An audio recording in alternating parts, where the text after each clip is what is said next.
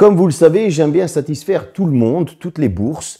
C'est pour ça que je teste du haut de gamme, du milieu de gamme, de l'entrée de gamme, que ce soit en smartphone, en écouteur et aussi en montre. J'ai testé la Galaxy Watch 4, j'ai testé la Xiaomi S1, la Redmi Watch 2 Lite.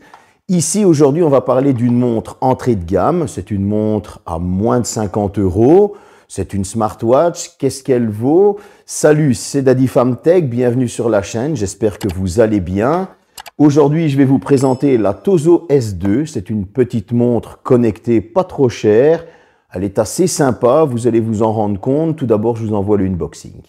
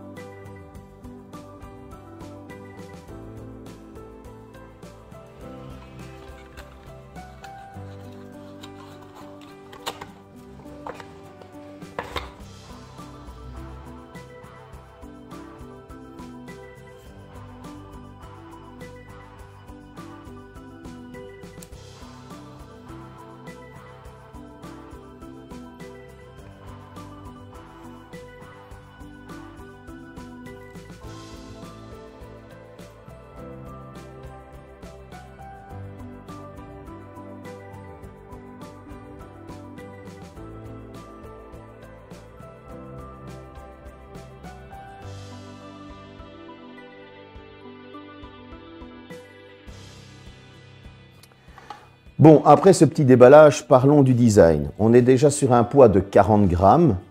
Honnêtement, elle se fait vraiment oublier au poignet.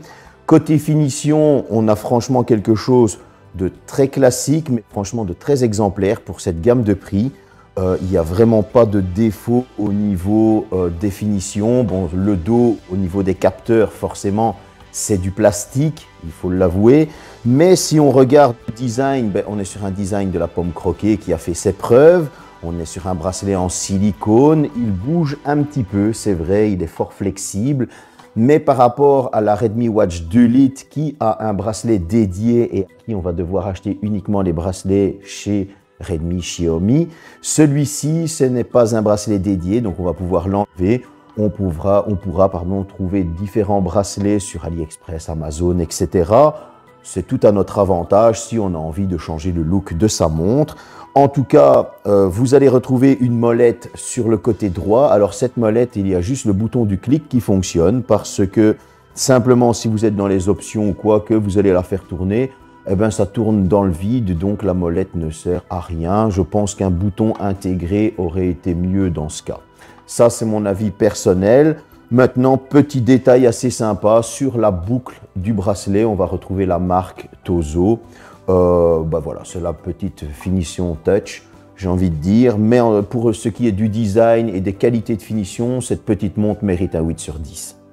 Au niveau de l'écran, on va retrouver une dalle IPS de 1,69 pouces. Cet écran va se réveiller au lever du poignet si c'est activé ou il va se réveiller lorsqu'on clique sur le bouton. Alors, cette dalle de 1,69 pouces, elle est tactile, vous vous en doutez bien. Au niveau du tactile, comparativement, on va pouvoir vraiment dire que c'est équivalent à la Redmi Watch 2 Lite. Voilà, pour ma part, je ne trouve pas ça assez fluide. C'est fluide, mais pas assez. Mais j'ai l'habitude d'être sur la Xiaomi S1 ou la Galaxy Watch 4. Donc forcément, dans cette gamme de prix, à 50 €, on ne va pas lui en vouloir. Je trouve que le tactile est assez fluide pour cette gamme de prix. Maintenant, au niveau de l'appairage, vous allez avoir une application qui va aller se télécharger sur le Play Store ou sur l'App Store, parce qu'elle est compatible avec l'iPhone aussi. Ça se télécharge assez rapidement et ça perd très rapidement. Moi, je l'ai mis sur mon S21 Ultra. Ça s'est fait très rapidement. Vous allez devoir rentrer vos données, âge, taille, poids, etc. Sur la première page, vous allez retrouver vos données générales, c'est-à-dire les battements de cœur avec les données du capteur SPO, le nombre de pas, les calories brûlées. Vous allez retrouver aussi, si vous avez fait du sport, votre trajet GPS. Trajet GPS qui, lui, passe par le smartphone. Et oui, il n'y a pas de GPS dédié à cette montre. Maintenant, au niveau des exercices, vous allez avoir toute une série d'exercices à choisir où vous pouvez le mettre en mode détection automatique. J'ai trouvé que la montre ne le détectait pas trop facilement. Oui, certes, elle va détecter que vous vous déplacez, donc elle va penser que c'est ou du vélo ou de la course à pied en fonction de la vitesse à laquelle vous vous déplacez ou de la marche. Mais lorsque c'est du fitness, etc., voilà, il faut bien se douter que la montre a plus de mal à détecter. Donc, vous devrez aller dans les options de la montre pour lui dire « je vais faire du fitness ». La troisième page de l'application, elle est dédiée à tout ce qui est notification, pour tout ce qui est réglage de la montre. Alors, vous allez, j'ai été quand même étonné, avoir les notifications de vos SMS, de vos appels, mais aussi des différentes apps qu'on trouve à l'heure actuelle, c'est-à-dire Telegram, Messenger, Viber, WhatsApp, Snapchat et même les notifications de YouTube. J'ai franchement été très étonné.